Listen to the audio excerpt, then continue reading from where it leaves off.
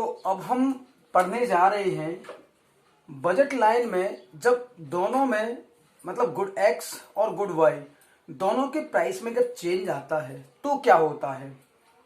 Change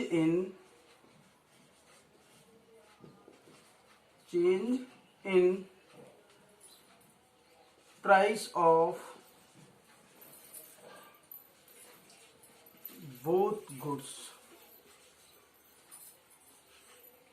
दोनों goods के price में जब चेंज आता है, ठीक है, तो क्या इफेक्ट पड़ता है बजट लाइन पर, क्या इफेक्ट पड़ता है।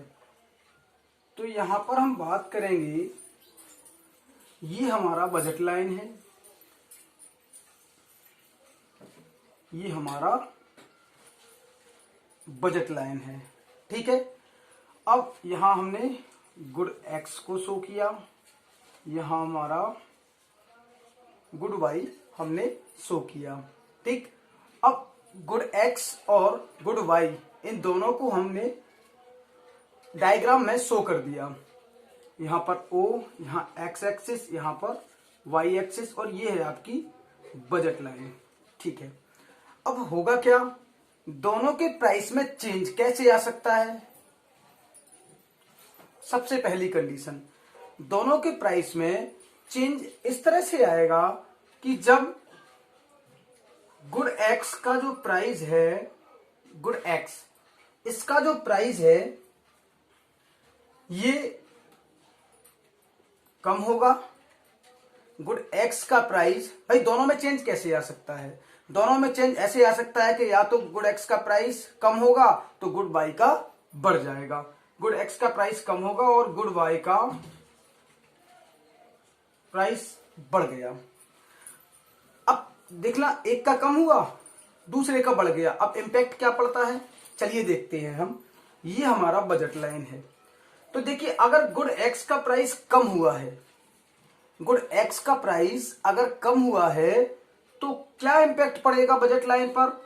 गुड एक्स का तो कंजम्पशन बढ़ जाएगा, मतलब हम यहां तक थे, अब हम थोड़ा सा बढ़ा देंगे। और गुड वाई में क्या होगा, गुड वाई में गुड वाई का प्राइस बढ़ गया है, तो जब गुड वाई का प्राइस बढ़ा है तो हम क्या करेंगे, गुड वाई का कंजम्पशन कम कर देंगे। गुड वाई का कंजम्पशन हमने कम कर दिया, पहले हम यहां थे अब हमने कंजम्पशन कम कर दिया। जब कम कर दिया तो इन दोनों को जब हम मिलाएंगे,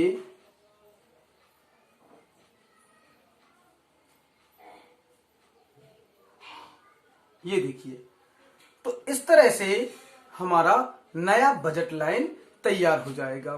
तो मैं समझ सकता हूं कि ये आपको समझ में आ गया होगा, ठीक है, कि गुड एक्स का प्राइस कम हो गया, गुड वाई का प्राइस बढ़ गया।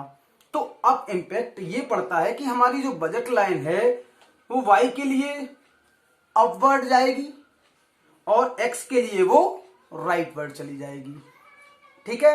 ये चीज आपको बहुत अच्छे से समझ में। अब हम जब इसकी अगली सिचुएशन देखेंगे तो देखिए ये तो हमारी बजट लाइन है, ठीक है, अब ये बजट लाइन है, ठीक है। वाइस वर्सा सिचुएशन का मतलब होता है कि जस्ट उसकी उल्टी, मतलब जो हमने देखा था कि गुड एक्स का प्राइस कम हो रहा था, है ना, गुड वाई का प्राइस बढ़ रहा था, लेकिन अब हमें क्या करना है, उसकी एक उल्टी सिचुएशन बनाना है। कैसी उल्टी सिचुएशन, गुड एक्स का प्राइस हम क्या कर रहे हैं, बढ़ा रहे हैं, गुड एक्स का प्राइस हमने बढ़ा दिया, गुड वाई का जो प्राइस है वो हमने कम कर दिया, गुड एक्स का प्राइस बढ़ा दिया, गुड वाई का प्राइस कम कर दिया। अब देखते हैं कि इंपैक्ट क्या पड़ता है। तो देखिए इंपैक्ट ये पड़ा कि जब गुड एक्स का प्राइस बढ़ गया तो जाहिर सी बात है कि हम लोग गुड एक्स का कंजम्पशन थोड़ा सा कम कर देंगे। तो पहले हम यहां थे इनिशियल स्टेज पर, ठीक है, अब हम इतना कर देंगे, सिंपल सी बात है, हमने एक्स का कंजम्पशन कम कर दिया। क्यों कम कर दिया, क्योंकि गुड एक्स का प्राइस बढ़ गया, गुड वाई का प्राइस कम हो गया। तो हम समझ सकते हैं कि गुड वाई का जब प्राइस कम होगा तो हम गुड वाई का कंजम्पशन बढ़ा देंगे। मतलब अब हम अपवर्ड की ओर, यहां लेफ्टवर्ड जा रहे हैं, यहां हम अपवर्ड शिफ्ट हो जाएंगे। अब हम इसको मिला देते हैं।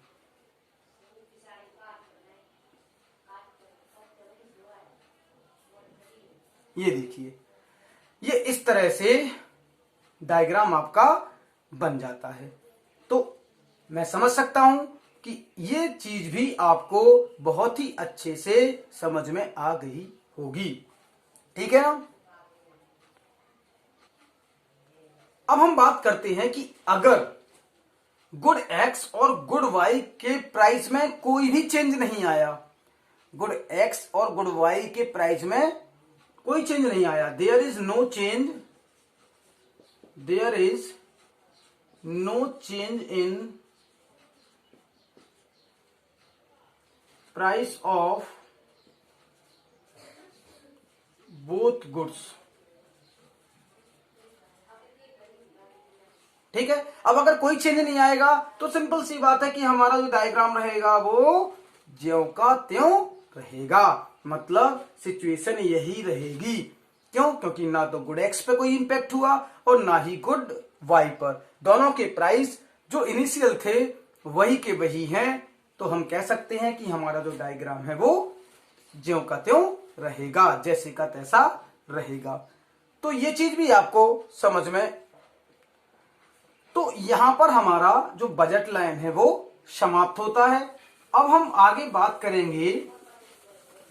आगे जो हम आखिरी चीज देखने जा रहे हैं वो बहुत ही इंपॉर्टेंट है और एग्जाम में उससे क्वेश्चन बनता है। ठीक है, उससे क्वेश्चन जरूर बनता है। तो अब हमें देखना क्या है? Consumer equilibrium. Consumer equilibrium in case of consumer equilibrium with the help of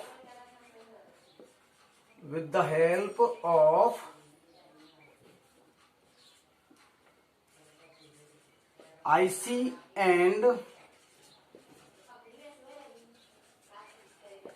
budget line. अब हमें ये नई चीज आज पढ़ना है। ठीक है, consumer equilibrium with the help of IC and budget line. ठीक। तो देखिए, अब हम थोड़ी सी बात कर लेते हैं कि कंज्यूमर इक्विलिब्रियम किसकी हेल्प से? आईसी और बजट लाइन। पिछले जो हमारी पिछली क्लासेस रही हैं, पिछले वीडियोस रहे हैं, उसमें हमने आपको बताया है, ध्यान करिए आप, consumer equilibrium in case of one commodity, consumer equilibrium in case of two commodity. ये मैंने काफी अच्छे तरीके से आपको बताया है। ठीक है। अब in case of one commodity और in case of two commodity, ये दोनों हमने बताए थे आपको कार्डिनल अप्रोच में। ठीक है। जो हमारा कंज्यूमर इक्विलिब्रियम का, हमारे दो अप्रोच थे, एक तो कार्डिनल और दूसरा ऑर्डिनल। तो कार्डिनल में हमने दो कंडीशन देख ली थी। दो कंडीशन कौन कौन सी देखी थी? एक तो देख ली थी consumer equilibrium in case of one commodity, जिसमें हमने देखा था MUX is equal to price of X. मतलब या तो हम इस तरह से भी कह सकते हैं, price of X is equal to marginal utility in terms of money, MUM। फिर हमने दूसरी कंडीशन देखी थी MUX upon PX is equal to MUY upon PY is equal to MUM। ये चीज भी हमने देख ली थी। लेकिन यहां पर हम चूंकि पढ़ रहे हैं ऑर्डिनल अप्रोच, ऑर्डिनल अप्रोच में हमने आईसी देखा, बजट लाइन देखा। अब आईसी और बजट लाइन की हेल्प से हमें क्या देखना है? Consumer equilibrium.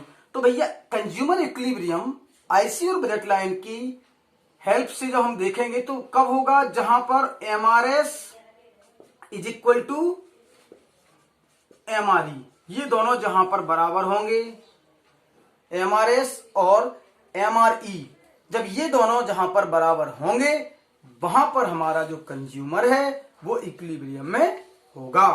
तो अब देखिए MRS और MRE बराबर कहां होंगे। चलिए हमने एक डायग्राम बनाया, ये लीजिए। इस डायग्राम में हमने एक बजट लाइन तैयार की। जब बजट लाइन हमने डाल दी, अब इसी पर हमें एक इंडिफरेंस कर्व चाहिए। इंडिफरेंस कर्व कैसा होता है? कॉन्वेक्स टू ओरिजिन, मतलब ओरिजिन यहां से कॉन्वेक्स नजर आता है। तो जब यहां से कॉन्वेक्स नजर आएगा तो हम इस तरह से एक अगर इमेजिनरी लाइन लेंगे तो कहां पर हमारा टच करेगा? जो हमारा आईसी है,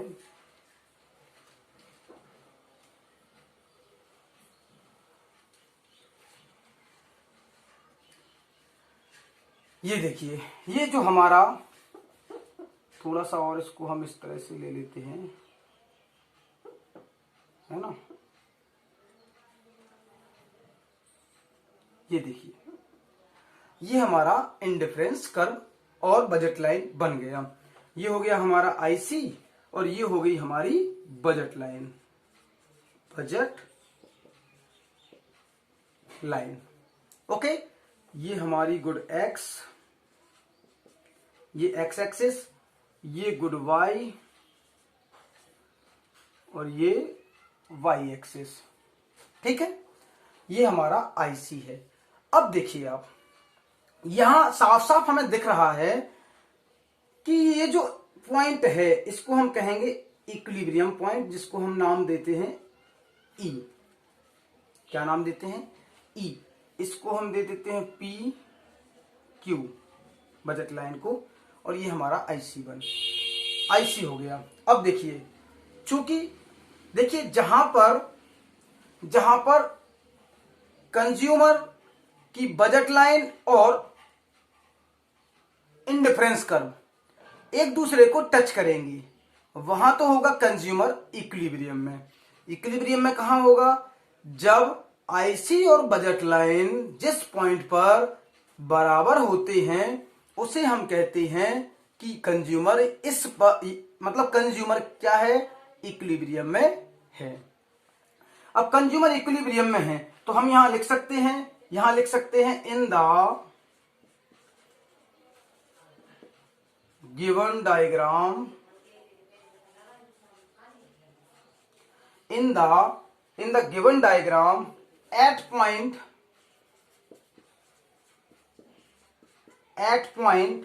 E,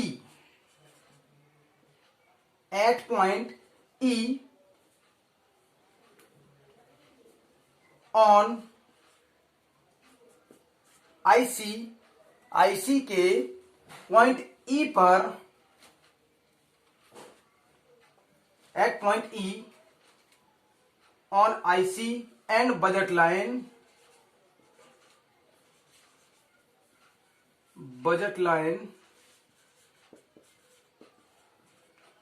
consumer is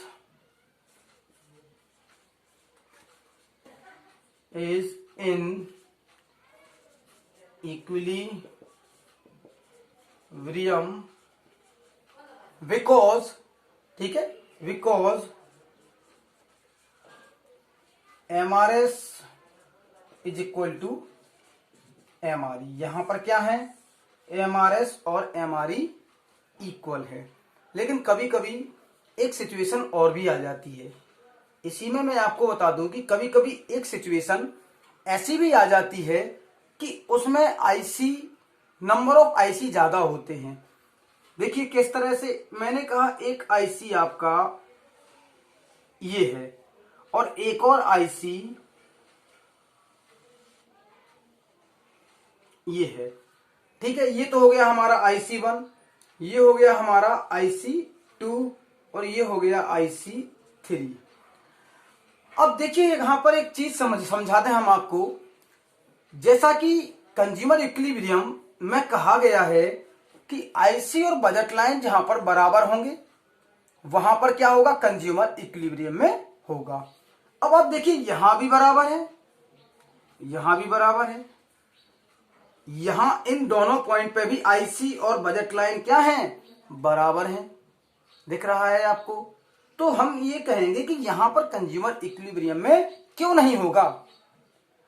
बताइए भाई, यहां भी तो टच हो रहा है, यहां भी टच हो रहा है, तो कंज्यूमर इक्विलिब्रियम में क्यों नहीं होगा? इसके पीछे लॉजिक क्या है वो आपको थोड़ा सा प्रीवियस क्लास में देखना पड़ेगा। हमने प्रीवियस क्लास में आपको बताई थी आईसी की प्रॉपर्टीज। प्रीवियस क्लास में हमने आपको आईसी की प्रॉपर्टीज बताई थी और उस प्रॉपर्टीज में हमने आपको 5 प्रॉपर्टीज बताई थी।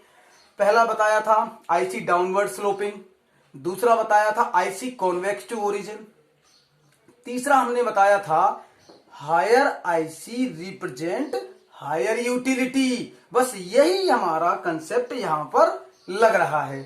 क्या लग रहा है? हमने देखा था कि हायर आईसी, जितना ऊंचा आईसी होगा उतना ज्यादा सेटिस्फेक्शन मिलेगा। तो एक कंज्यूमर, एक रेशनल कंज्यूमर क्या चाहेगा कि हमें तो ज्यादा से ज्यादा सेटिस्फेक्शन चाहिए, और ज्यादा से ज्यादा सेटिस्फेक्शन उसको कहां मिलेगा? जब उसको, देखिए, पहला आईसी, दूसरा आईसी, तीसरा आईसी।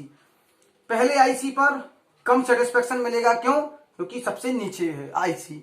उसके ऊपर इस पे ज्यादा मिलेगा, इस पे तो और ज्यादा मिलेगा, लेकिन यहां पर कंज्यूमर इक्विलिब्रियम में नहीं होगा। बताइए इस पर इक्विलिब्रियम में क्यों नहीं होगा? तो देखिए, सिंपल सा लॉजिक है कि यहां हमारी बजट लाइन नहीं है, मतलब ये जो आईसी है ये बजट के बाहर है, और हमें चाहिए कि इक्विलिब्रियम कहां होगा? जहां कंज्यूमर का बजट, कंज्यूमर जो है वो बजट के अंदर रहे, बजट के बाहर नहीं। भाई, हम 100 रुपए हमारे पास इनकम है, हम खर्चा कर रहे हैं 120 रुपए का, तो ऐसा थोड़ी होगा आप 20 रुपए लॉस में चले जाएंगे, माइनस में चले जाएंगे, आपको उधार देना पड़ेगा। लेकिन ऐसा नहीं है, क्यों? क्योंकि जो गिवन इनकम होती है, हम जब एजम्पशन लेते हैं तो वहां पर होता है कि जो इनकम होती है वो कांस्टेंट होती है, उसमें there is no change in income. तो यहां पर हम कह सकते हैं कि जब हमारा जो आईसी है वो इस पर आईसी और बजट लाइन जहां पर मैच कर रहे हैं वहां पर कंज्यूमर इक्विलिब्रियम में होगा। यहां इसलिए नहीं है क्योंकि ये नीचे वाला आईसी है और इस आईसी पर कंज्यूमर जाना नहीं चाहेगा। कंज्यूमर कहां जाना चाहेगा? कंज्यूमर जाना चाहेगा ऊपर वाले आईसी पर, जिस पर ज्यादा सेटिस्फेक्शन मिल रहा है, मतलब एक्स भी ज्यादा मिलेगा और वाई भी ज्यादा मिलेगा। तो हम कह सकते हैं कि यहां पर कंज्यूमर इक्विलिब्रियम में होगा। तो ये चीजें आपको मैंने क्लियर कर दी, ठीक है? आपको समझ में आ गया होगा। इस तरह से हमारा consumer equilibrium with the help of IC and budget line finish होता है, समाप्त होता है, ठीक है? अब आगे जो हम पढ़ेंगे वो एक नया चैप्टर हम स्टार्ट करेंगे, ठीक है? आगे जब हम पढ़ेंगे तो वहां पर एक नया हम चैप्टर स्टार्ट करेंगे